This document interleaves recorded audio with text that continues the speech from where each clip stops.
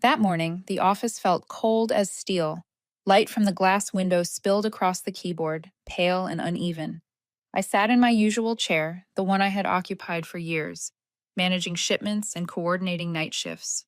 3 days. I had only taken 3 days off to bury my father. 3 days, signed and approved by my supervisor himself, with the note, "Take this time with your family, Grace." When I turned on my computer, a new email blinked in my inbox. The subject line was short and precise, regarding termination of employment. I read it once, then again, hoping I had misread it. But the words stayed still, cold as the concrete walls of the meeting room. "Please clear your desk before the end of the day. HR will assist with exit procedures. Thank you for your contributions to Horizon Freight Solutions." I didn't move. My hand stayed on the mouse, watching the cursor blink on the screen. At the bottom of the email was a signature I knew too well: Richard Cole, Regional Director. The same man who had raised his glass to me not long ago when we sealed a major client deal. The same man who once said I was the backbone of the Western Operations Division. And now, with one short email, 5 years of work had been deleted like pressing a single key. I didn't cry. I didn't get angry.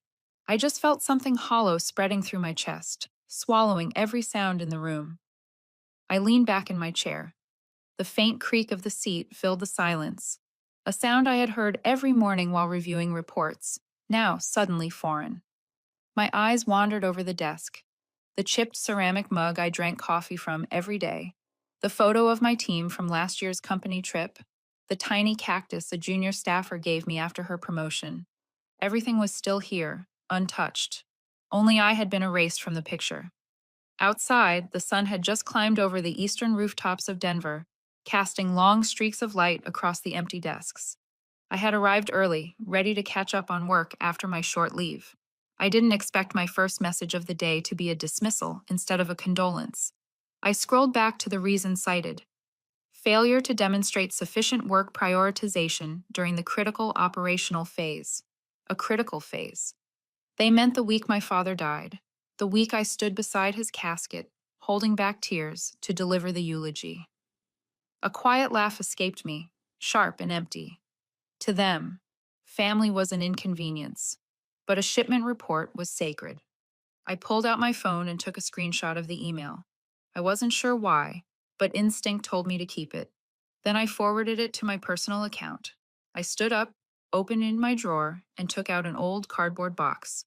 One by one, I packed my things: the plant, the photo, a notepad, and a few pens. I did it slowly, deliberately, like performing a farewell ritual. The elevator doors slid open. Heels clicked against the tile, followed by a few quiet laughs. People were arriving, I heard Tanya's voice from accounting. "Grace, you're here early. It's only 6:30. I turned and smiled faintly. "Not early, Tanya. It's my last day here." She froze. "What? Who said that?" I showed her my phone. Her eyes widened, then darkened. "That's insane. You were on approved leave." I nodded. So I thought. After a pause, she whispered, "Did Richard say anything?" "I haven't seen him yet, but I'm about to." Carrying the box, I walked down the hall to Richard's office. The door was closed, lights on. I knocked lightly. "Come in." He looked up from his laptop, face expressionless, eyes showing only mild irritation at being interrupted. "Grace, I was just about to call you. I got your email," I said, setting the box on his desk. "Nicely written." "This isn't personal," he replied in his even corporate tone. "The company needs people who can adapt to change. I know you've been through a tough time, but—" I cut him off. "But you think I can't prioritize work because I buried my father?" He adjusted his tie. "Grace, I understand your emotions, but business doesn't wait. We're at a critical juncture. I can't afford disruptions just because—" I interrupted again, my voice low. "Because of a funeral? That's what you were going to say, wasn't it?" Silence fell. The reflection of the overhead light gleamed on the glass desk like a blade. After a long pause, I said quietly, "I'm not here to argue. I don't need your sympathy. But remember this moment, Richard. Someday, you'll think back to it. He stared at me, uneasy now, but said nothing. I lifted the box, turned, and walked out. As I moved down the hallway, I could feel the eyes following me, some shocked, some sympathetic, some resigned. No one spoke. They didn't have to. Everyone who's ever worked long enough knows, one day, everything you've built can vanish with a single email. Outside the Horizon Freight Building, the morning sun was in full bloom. The rumble of trucks echoed faintly in the distance, steady and strong. I took a deep breath, tasting the dry Denver air, and smiled, not out of joy, but clarity. I finally understood that my loyalty had value only until it was no longer useful. I glanced down at my phone. The screenshot glowed on the screen, just a few cold lines and a signature, Richard Cole. I locked it and slipped it back into my bag. All right, I whispered. Let's see who remembers this moment first. I never went back to Horizon Freight again. The next morning, I got a message from Sarah, a former coworker who had worked beside me for 4 years. Grace, I heard you got fired for skipping work without notice. They said you didn't inform your manager. I stared at the screen, my chest tightening. Skipping work without notice? I opened my old email thread, the approved leave request, the message from Richard granting it. Everything was still there. I typed back, I had written approval from him. But thank you for letting me know, Sarah.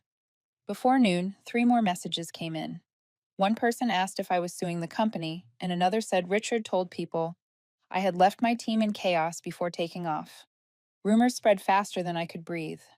I sat on my couch, watching each line appear and disappear on my phone, every one of them stinging like a pinprick. That afternoon, I went out for coffee.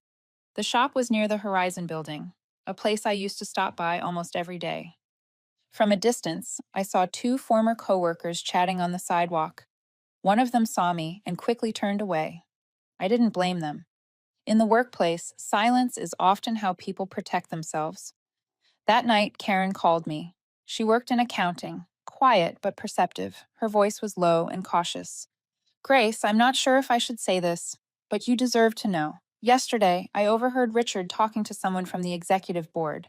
They mentioned needing a legitimate reason for his decision. It sounded like something was being covered up. I went still. Covered up what? I'm not sure, she said. But I heard him say, she's not a problem, but she could become one. It was strange. You should be careful. After the call, I sat motionless. Those words kept echoing in my head. Not a problem, but could become one. What problem? I wasn't the kind of person who stirred trouble. I followed every rule, stayed out of politics, so why me? 2 days later, another email arrived from HR. Please confirm you have received full compensation and have no further claims against the company. I read it several times, then saved a copy. There was something uneasy about how quickly they wanted to close everything. That night, I got a message from an unknown number. Be careful with what you're keeping. Not everyone wants the past dug up. No name, just a string of digits. I froze. I hadn't told anyone that I'd asked Eli to recover the data. There was only one explanation. Someone inside the system had found out. The next morning, I decided to return to the office to pick up a few things I'd left behind. The air inside was the same as always, a blend of coffee and freshly printed paper. When I walked in, the looks I got weren't the same. Some avoided eye contact, others gave me hesitant nods. I smiled, trying to stay calm. In the hallway, I saw Richard talking to a younger employee. When he noticed me, he stopped. His tone was rehearsed, every word perfectly staged. Grace, I thought you'd completed your exit process. I'm just here to collect a few personal items, I said, keeping my eyes on him. And to thank you for that thoughtful email. He raised an eyebrow, smirking faintly. No need for sarcasm. I know this isn't easy for you, but sometimes even the best people don't fit the change. Change? I repeated. You call firing someone who was burying her father a change? Richard shrugged, voice calm, like he was commenting on the weather. Grace, this company can't stop for one person. You know that better than anyone. I looked at him for a long moment. He didn't blink, just straightened his jacket and walked away. As I left the office, I heard someone whisper behind me. They said she was disciplined internally. I didn't turn back. I just walked faster. Outside, the Denver sun lay thin across the streets. I stopped on the sidewalk and took a deep breath. I had lost my job, my reputation was being smeared, and now someone was watching me. But in the middle of that chaos, one truth began to surface. I wasn't the real reason Richard had fired me. There was something else, something bigger, dirtier, that he didn't want me to uncover. That night, I opened my laptop and looked at the folder Eli had sent me. The subject line of one internal email glowed on the screen. Quarterly report adjustment. I didn't open it, not yet. But I knew one thing for certain. The truth was in those files. And soon I was going to find it. That night, a soft rain fell over Denver. The sound of raindrops on the balcony mixed with the faint hum of passing cars. I sat by the window, my laptop open, but the screen black, reflecting the tired face of someone I barely recognized. 3 weeks had passed since my father's death, yet the emptiness in my chest hadn't eased. The small apartment that once felt warm now seemed unnaturally quiet. A photo of my father sat on the shelf, his gentle smile and familiar crow's feet frozen in time. I could still picture that last morning before he went into the hospital. He was sitting on the back porch, holding a cup of coffee, looking out at the garden where he used to teach me how to fish when I was little. "Don't fight everything, Grace," he said. "The river always flows, but the rocks stay still. You don't have to swim upstream, just stand firm." Back then, I didn't fully understand him. I only nodded, thinking it was one of his simple bits of wisdom. But now, in the silence of this room, I could hear every word clearly. The laptop screen lit up when I touched the keyboard. I opened the folder Eli had sent me, the recovered data files, hundreds of lines long, each one containing dozens of internal emails. My eyes stopped at a few familiar names: Richard Cole, regional board members, and the head accountant. I didn't open them. I didn't want to act out of anger. Some battles can't be won through impulse. I sent Eli a message. "Are you sure no one found out about the data recovery?" His reply came almost instantly. "I wiped every trace of access. But Grace, be careful. The system logs everything. If they start checking, they'll notice." I wrote back, "I won't rush. Thank you." I closed the laptop and poured myself a cup of tea. The scent of mint filled the room, pulling me back to the quiet evenings when my father was still alive. I used to complain that he was too calm. No matter what happened, he would just smile and say, "The more you stir the water, the murkier it gets. Stand still, and it clears." Now I finally understood. Maybe calmness is the only way not to drown. The next morning, the sky was clearer. I woke early, brewed coffee, and opened the small wooden box where I kept my father's things: a pocket watch and a small slip of paper with a line he had written for me years ago. "Be steady, not loud." I taped that note to the wall beside my desk, a reminder.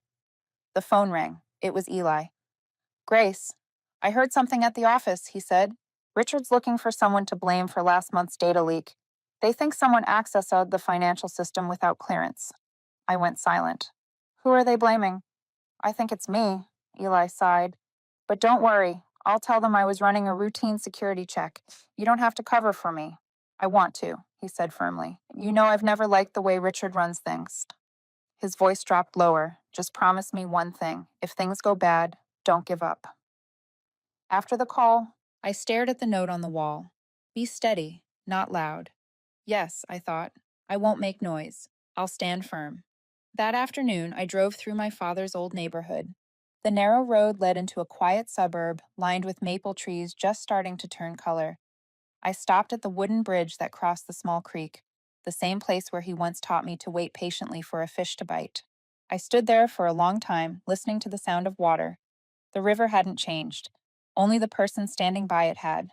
"I'll do as you said," I whispered. "I won't fight the current. I'll wait." That evening, I opened my laptop again and clicked on one of the recovered emails for the first time. The subject line read, "Quarterly Revenue Adjustment Q2. Sender, Richard Cole." The message was brief, but enough to send a chill down my spine. In it, Richard instructed the chief accountant to temporarily adjust the profit figures to align with shareholder expectations. The phrase sounded harmless, but I knew what it really meant: a polished way to falsify financial reports. I read a few more emails. Each carried the same tone, vague enough to avoid direct blame, clear enough to expose intent. I closed the laptop and leaned back in my chair. The anger was there, but it was quieter now, colder. Everything around me seemed still, as if the air itself was holding its breath. I finally understood why he had to get rid of me. I had overseen part of that reporting process. If I'd stayed, I would have uncovered it sooner or later. My leave of absence had simply been the perfect excuse. I couldn't sleep that night. I sat in the dim glow of the lamp, listening to the wind whistle through the window. Outside, the river still flowed, steady and relentless. And for the first time in weeks, I felt something new. Not grief, not fear, but purpose. The battle hadn't begun yet, but I knew one thing for certain: I wouldn't stay silent forever. And when the moment came, I would follow my father's words. I wouldn't fight the current. I'd let it carry away everything that didn't deserve to remain. 3 days later, I returned to the city earlier than usual. The sun had just begun to rise, casting a soft golden hue over the tall buildings along Blake Avenue. I stopped by the small cafe on the corner, the one where Eli and I used to meet for quick work discussions back when we were still at Horizon. He was already there, sitting with his old laptop open, looking exhausted.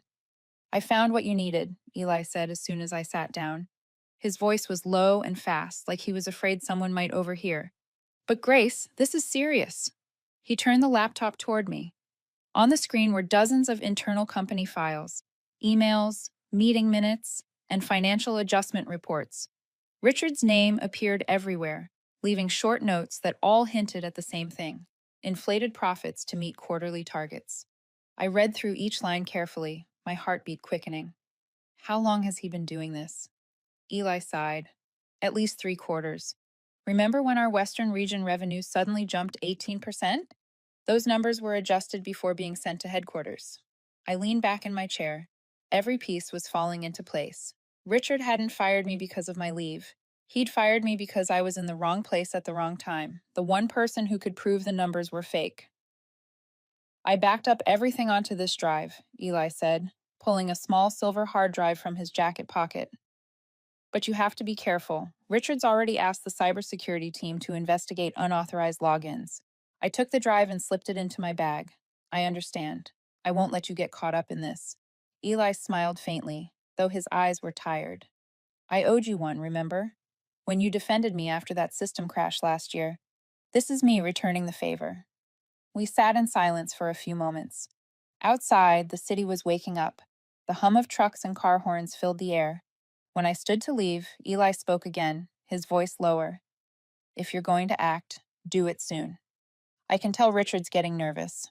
He's not the type to sit still when he feels threatened." That afternoon, I went home, locked the door, and opened my personal computer. I plugged in the drive and watched the folders appear on the screen. Each one was neatly labeled with dates, senders, and recipients. I opened one email at random. Richard Cole, temporary authorization to adjust projected Q2 figures pending final results. Below it was a reply from the chief accountant. "Richard, this adjustment doesn't align with the original budget plan. I need confirmation." And then Richard's short response: "Just do it. I'll take responsibility."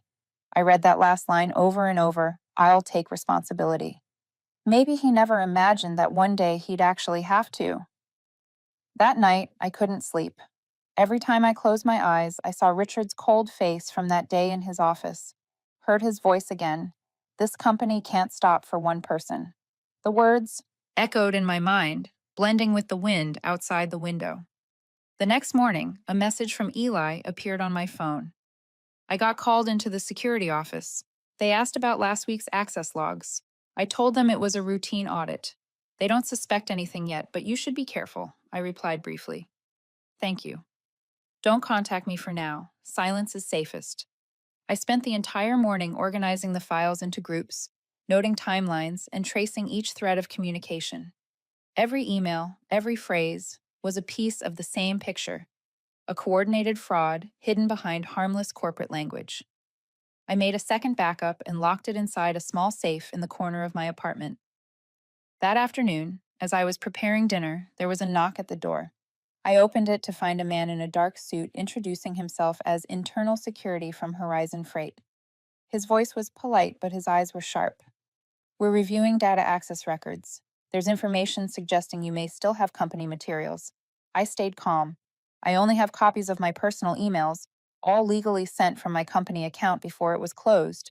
He nodded, jotted something down, and left. When the door shut behind him, I leaned against the wall, feeling my pulse race. Richard was starting to get suspicious.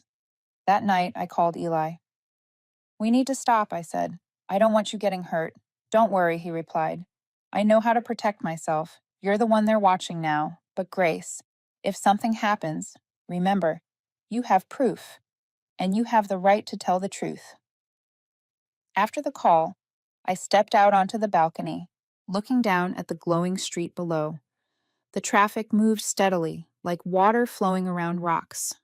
I thought of my father's words: "Be steady, not loud. Stand firm. Don't make noise." I knew it was time to prepare for the next step. I couldn't just keep this data locked away forever, but I also knew that if I moved too soon, everything would collapse and I'd go down with it. I looked up at the dark sky and whispered, "No one can hide forever. The river may seem calm, but it always finds its way to the sea." From that moment, I understood the real fight had begun, and this time I wasn't the one being cornered anymore. 3 weeks had passed since the man in the dark suit knocked on my door. I had stayed silent, telling no one what I knew. But silence has a way of echoing loudly. Horizon Freight was starting to unravel. Internal memos leaked online, clients complained about delayed contracts, and several of Richard's closest allies were suddenly reassigned. I read the news quietly, feeling neither joy nor vengeance, only certainty. The tide was rising, and Richard was no longer steady on the chair he once sat so confidently. One Monday morning, I received a call from an unfamiliar number. The voice on the other end was calm, low, and composed. "I'm Catherine Wu, CEO of Atlas Logistics. I hope you have a few minutes to talk." The name stopped me cold. Atlas was Horizon's biggest rival, and a company I'd always respected for how fairly they treated their people. I said, "Yes, I can talk." Catherine didn't waste words. "I heard about your departure from Horizon. People in the industry say it wasn't fair. I've reviewed your record, and I'd like you to come to our office tomorrow. Not an interview, just a conversation between two women who understand how this world works." The next day, I arrived at Atlas. The building was bright and open, the air lighter than any I'd breathed at Horizon. Catherine's office sat on the top floor, its glass wall framing the distant Rocky Mountains. She rose to greet me, her smile calm, her gaze sharp enough to read what I wasn't saying. "I was once in your position," she began after offering me a seat. "20 years ago, I was forced out of the company I helped build because I refused to stay silent about fraud. They called it restructuring. You see, sometimes the prettiest words hide the ugliest actions." I didn't speak, but I felt the weight of her truth. Catherine continued, "I know you discovered something at Horizon. I don't need details. What I do need is someone like you.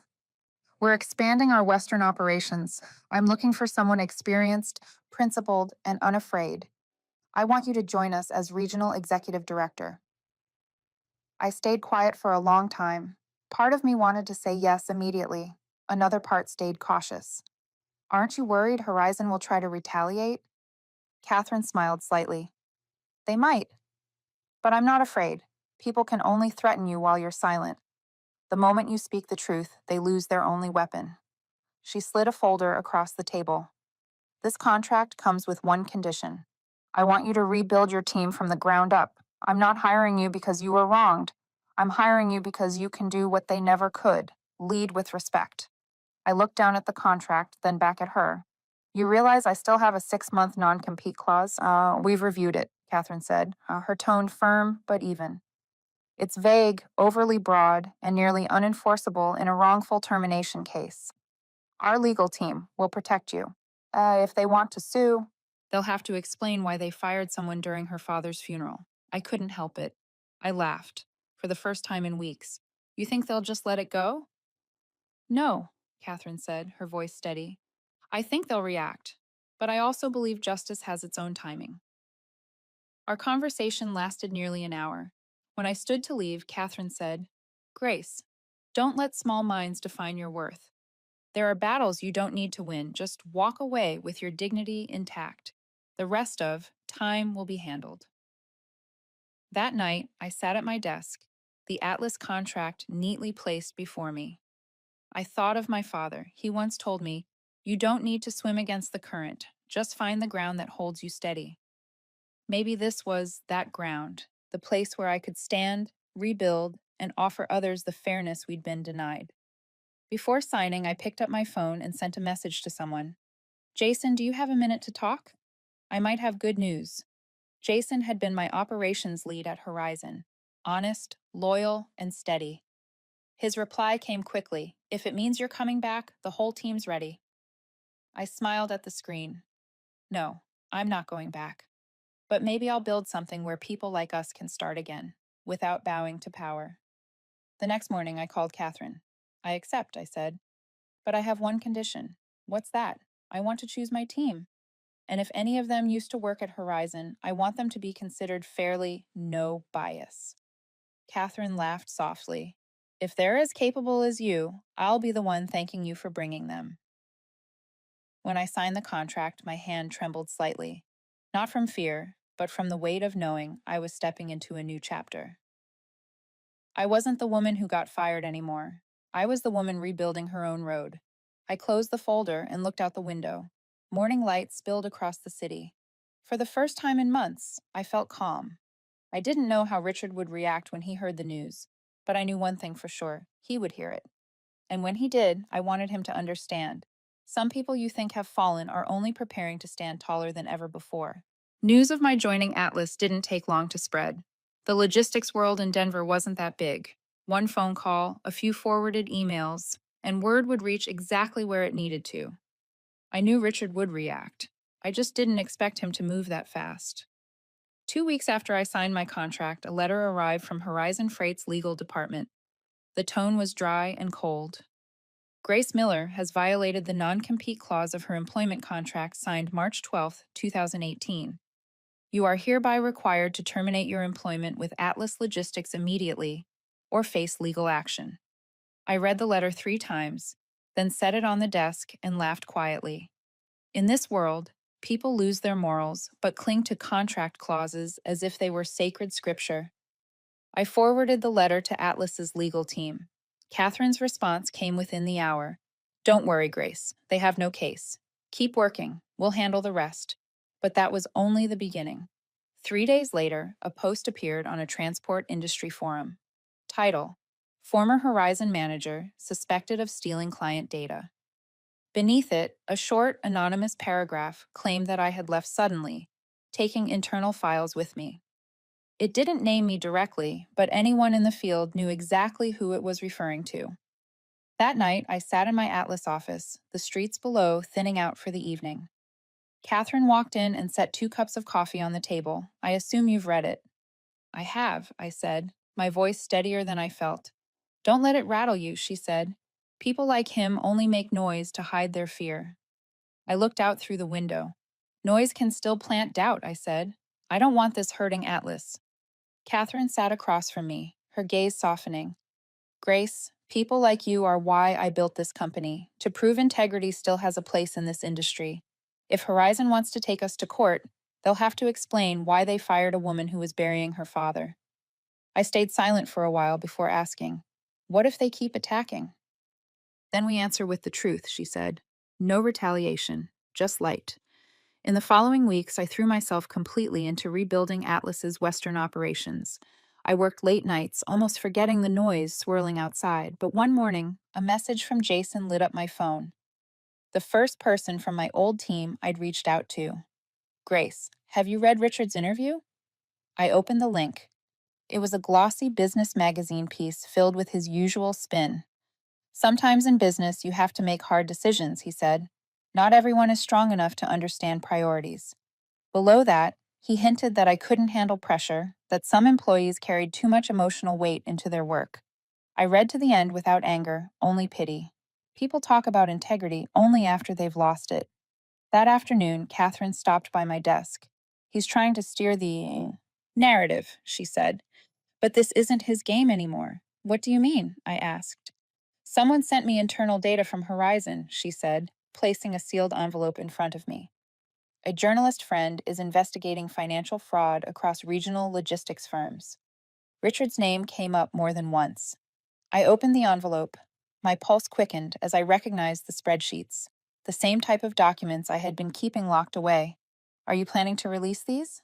Not yet, she said. When you're ready. But Grace, it's time you decide how you want this story to end.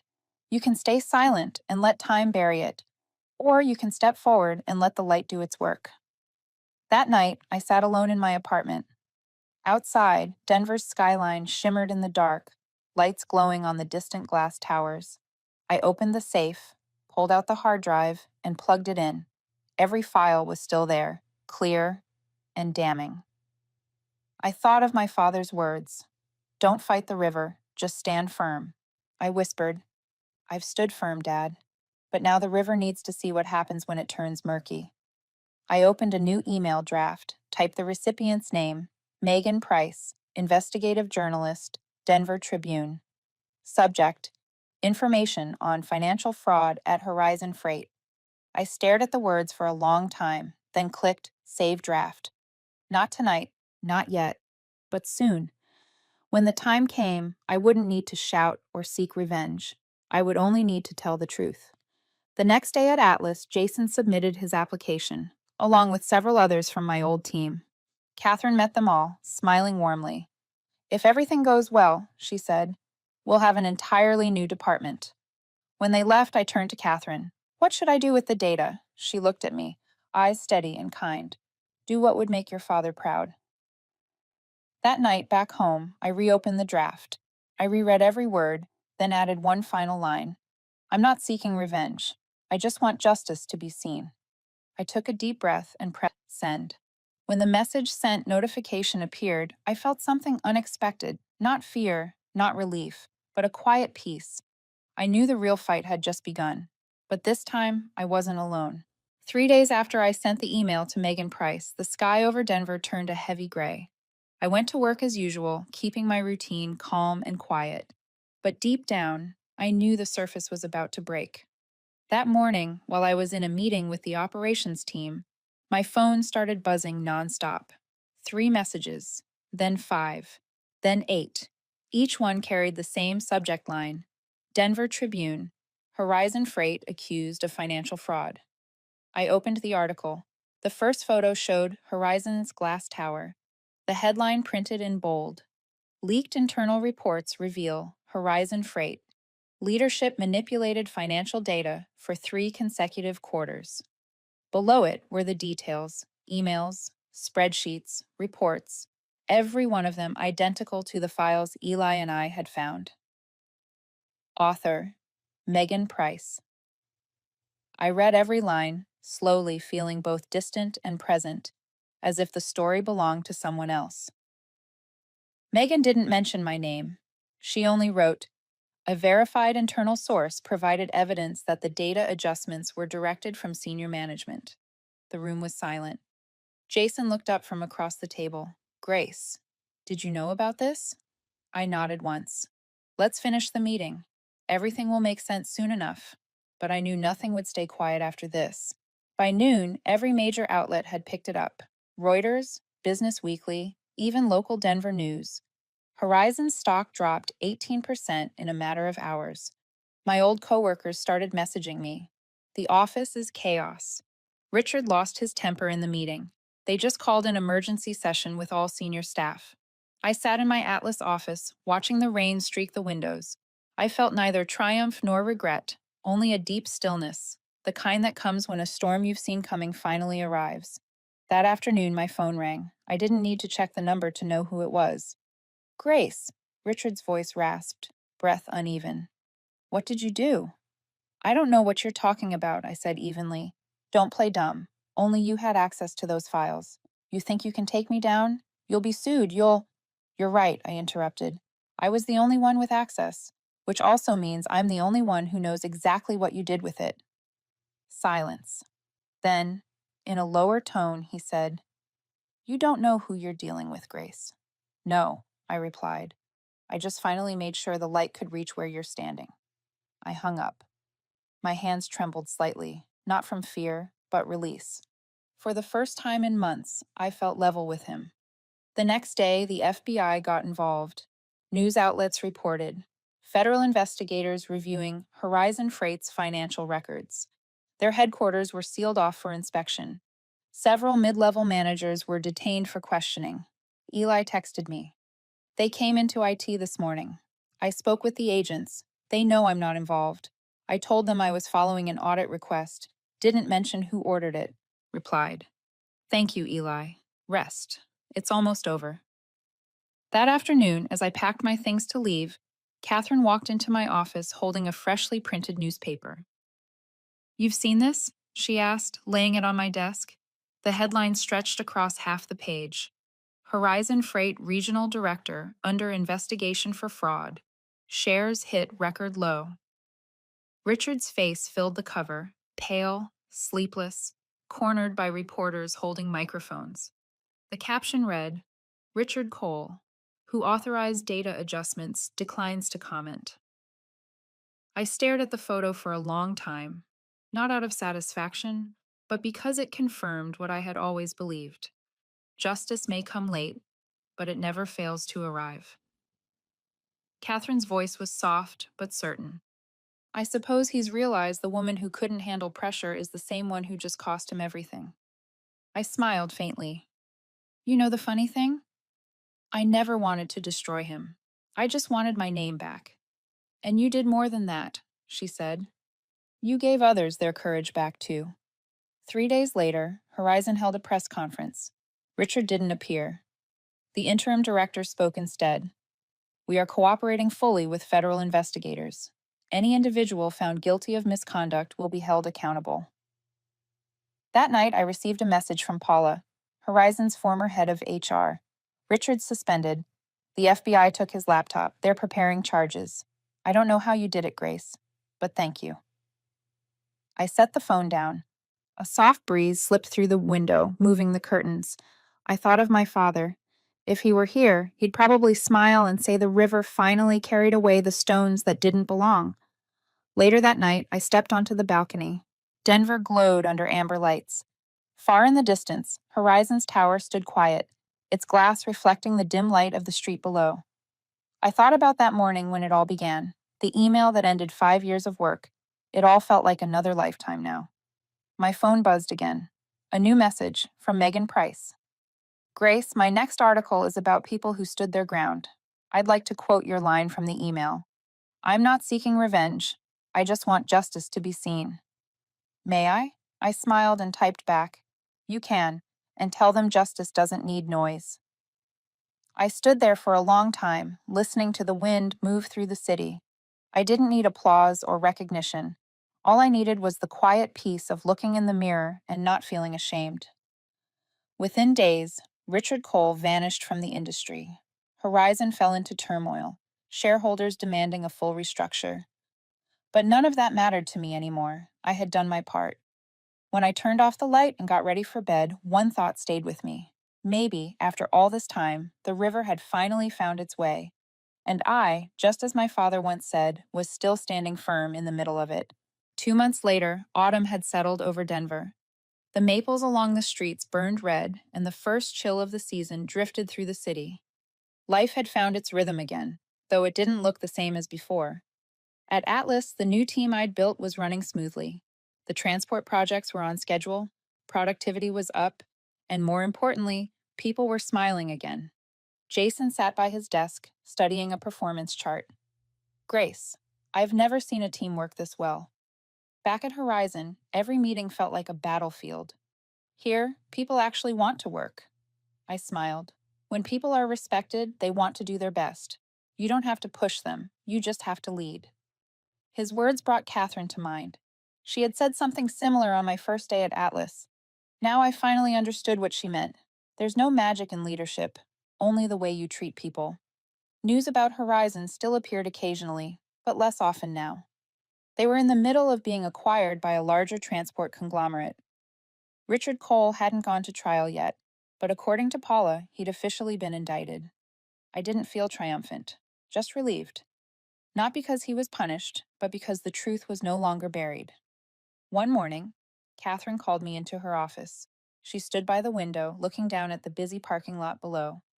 "Grace," she said, "do you know why I chose you?" "Because I spoke up," I replied. She smiled. "No, because you knew when to stay silent and when to speak. Most people either stay quiet forever or speak too soon. You waited until your words carried weight. That's what makes a true leader." All I could say was, "Thank you." Catherine continued, "I want you to take on a new role, Director of Operations for the entire Northwest region. I know you've never chased power, but sometimes to protect what's right, you need a louder voice." I froze for a moment. The position meant overseeing hundreds of employees and dozens of branches, but more than that, it meant trust. "Catherine," I said softly, "I used to be afraid I wasn't strong enough to start over, but now I think I'm ready." She nodded, her smile warm. "I knew you'd say that." That afternoon, I stopped by the small cafe on the corner. I opened my laptop, checked my inbox, and saw a new email from an unfamiliar name: Barbara Kent, former HR department, Horizon Freight. "Dear Grace, you may not remember me, but I handled your exit paperwork. I recently left Horizon after the restructuring. Before I did, I found something on Richard's old desk. It might belong to you. I'm sending it back.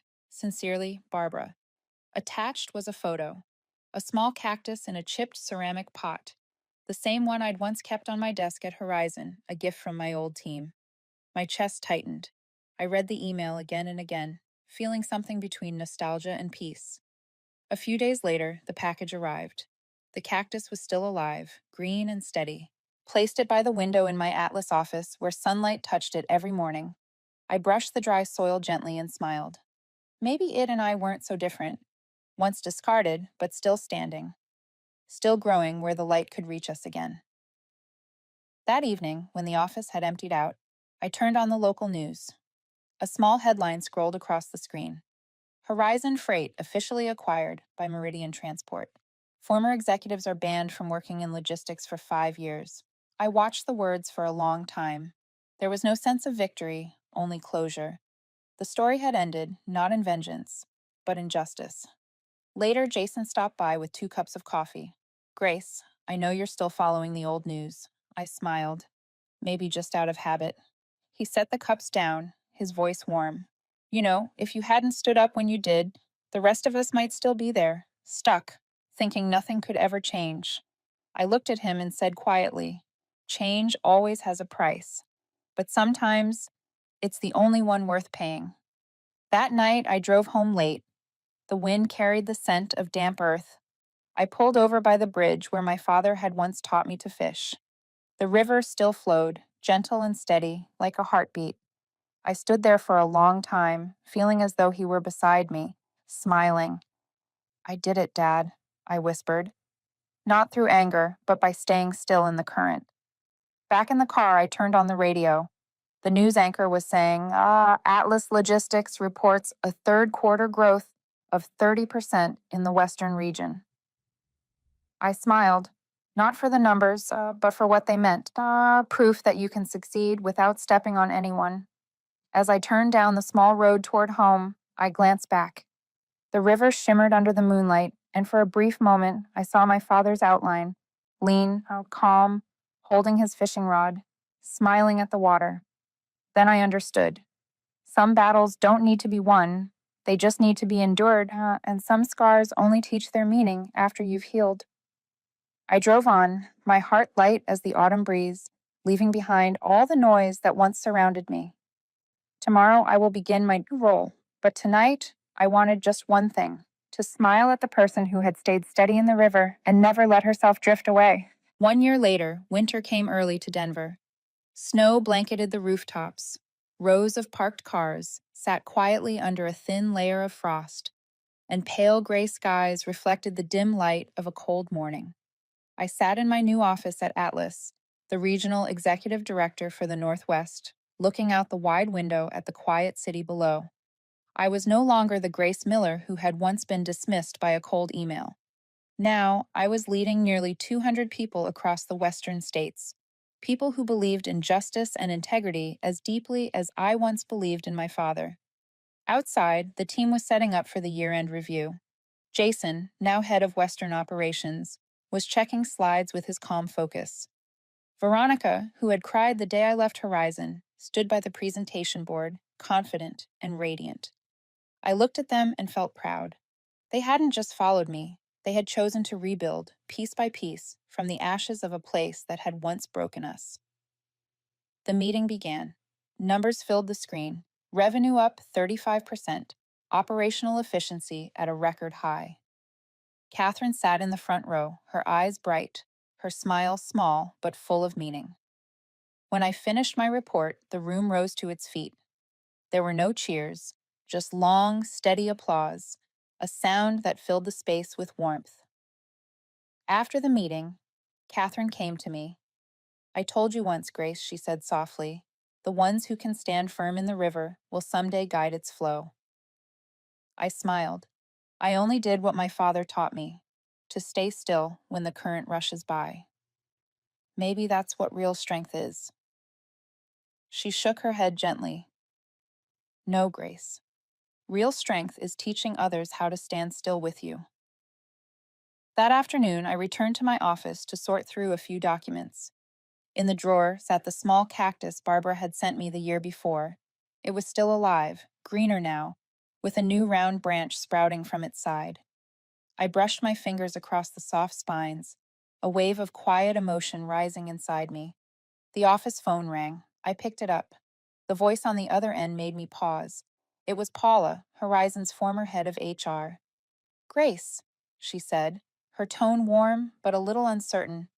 "I don't know if you have a moment. I just wanted to tell you I left Horizon. I'm now a corporate culture consultant for Meridian Transport, the company that acquired them. I thought you might want to know." "Thank you, Paula. I've heard Meridian's been making big changes. They are," she said, "rebuilding from the ground up. And there's something you'll find interesting. Their annual culture report includes a quote from your Denver Tribune interview. Your words became their internal motto. I'm not seeking revenge. I just want justice to be seen." I went silent for a moment, my throat tightening. Paula added, "You've done more than you think, Grace. Your story made a lot of people in this industry look at how they treat their teams. I just wanted to say thank you for not staying silent." After we hung up, I looked out the window. Snow had started to fall harder, white flakes landing softly on the glass before melting away. In the distance, the Denver River wound through the city, glinting faintly as it moved past the still stones along its banks. I could almost hear my father's voice echoing in my mind. "The river will find its way, Grace. You just have to be the stone." That night, I left the office late. Outside, snow covered the streets, headlights stretching into streaks of gold through the flurries. I drove across the old wooden bridge where my father and I used to fish when I was little. I parked, stepped out, and walked to the railing. The air was sharp and cold, my breath rising like smoke. Below, the water moved slowly under the ice. I thought about everything: the morning I was fired, the sleepless nights searching for proof, the fear, and the moment I decided to send that email to Megan Price. It all felt distant now, yet vivid, as if time had folded back on itself. Without those days, I wouldn't have understood the true meaning of standing firm. I picked up a small stone from the bridge and tossed it into the river. It hit the surface, sending out quiet ripples before sinking beneath. I whispered, "Dad, I'm still here, and I'm still standing." When I got back to the car, my phone lit up with a notification. A new headline had just been published. Atlas Logistics named Most Humane Workplace of 2025. Below it was a quote from my acceptance speech. "A company isn't defined by the money it makes, but by how it treats the people who help create that value."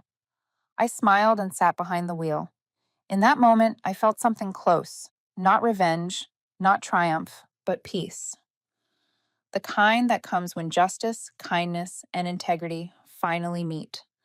As I drove off the bridge, I looked back one last time. The river shimmered beneath the streetlights, carrying melted snow toward the sea. It was still moving, still alive, just like life itself, always flowing, always changing, but those who know how to stand still within it will never be swept away. And I understood then, my father had been right all along.